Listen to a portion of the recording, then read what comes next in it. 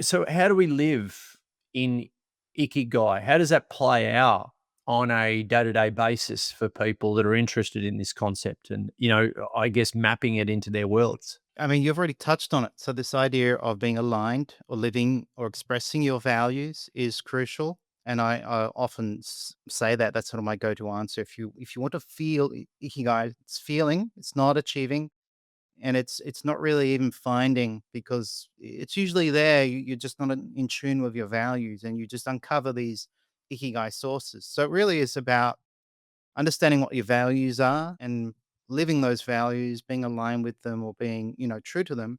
But it's also very much tied to your social world. And more of the research just kind of reminds me we need meaningful relationships. We need to feel that we matter in some way to the people who define us. So in our various roles, and that we want to help others. We want to see other people flourish. And so, yeah, it's kind of I think it's possible for some people to have ikigai where it might be, very personal to them, their me time. But I think you feel it more intensely when it's connected with others.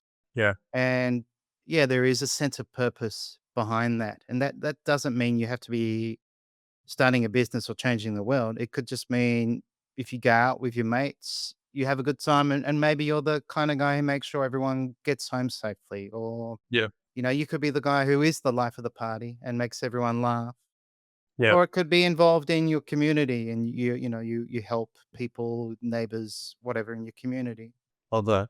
Love that. So yeah, the social world, it is tied to your social world. Hey, tell me, while we're on that, what's the relationship between, say, Ikigai and the blue zones and longevity?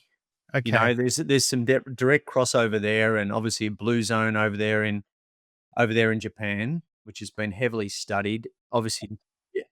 But and there's been a Netflix special. I just had Marcus Pierce on yesterday too.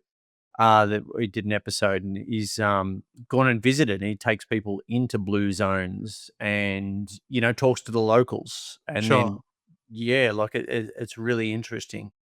There All is a right. crossover, yeah, or is that just am I making that up?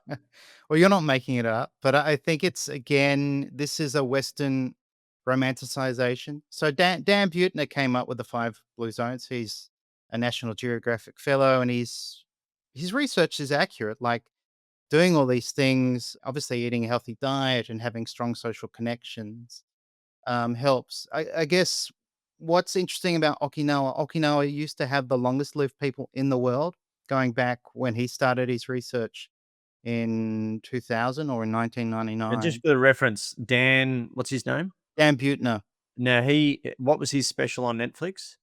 the Blue Zone. So, yeah, how to be How 100 to Live to classes. 100 or something? Yeah, Yeah, yeah. yeah, But he did a TED talk.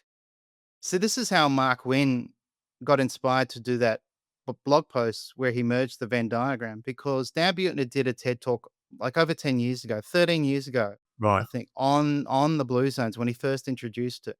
And Yeah, he briefly mentions each zone. And yeah, when he talked about Ikigai, he said, oh, they have this, lifestyle where they grow their own vegetables. They have a largely vegan diet. They have strong social connections. They're drinking together. They have moai, which is this concept of childhood friends that they grow up with. And they have this word that imbues their life, Ikigai. And it kind of gave that romantic spin on the word. So your ikigai can be a coping mechanism. So it could even be alcohol and cigarettes. So ikigai is something we've kind of made up in the West that's related to happiness and longevity. there's a YouTube Yeah. short, mate. Yeah. Your Ikigai your Ikigai I'm your so serious. your Ikigai could be alcohol and cigarettes. Alright, and end. Yeah. Yeah. Yeah. Well, that's Edit edit that clip. do it. Yeah. So it's more of a Western romantic perception. Now, purpose. I think there are studies on purpose.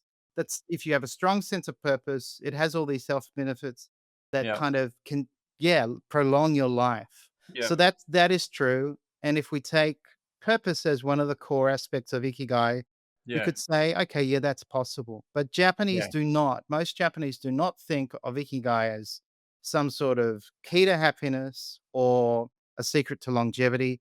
That's Western marketing, really, of people selling their books or Netflix selling the program.